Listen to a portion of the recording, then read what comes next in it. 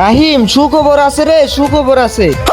কি রে সাকিব, কি বলছ? কি সুখবর? আরে হ ভাই হ, তুই যদি আমার কথাটা একবার শুনস না, তুই খুশিতে নাচতে শুরু করবি।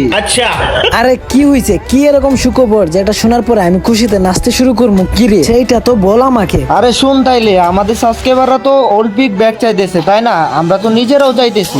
ये बड़ी अच्छी बात कही आप। হ আমাদের সাবস্ক্রাইবাররা তো অলিম্পিক ব্যাগ চাইতেছে এবং কি আমরা নিজেরও চাইতেছি, কিন্তু গেরি নাকি আমাদের ইমোশন অলিম্পিক ব্যাগ দিবে না, ও তো আমাদের সাথে শুধু মজা নিবে। আরে ভাই, একবার তোমার কথাটা শুন। আচ্ছা তাহলে বল, তুই কি বলতে চাস? আমি শুনতেছি, বল। বাংলাদেশের মডারেটর বলছে যে অলিম্পিকের জন্য আবেদন করে দিছে, ইনশাল্লাহ খুবই তাড়াতাড়ি কিন্তু অলিম্পিক চলে আইবো।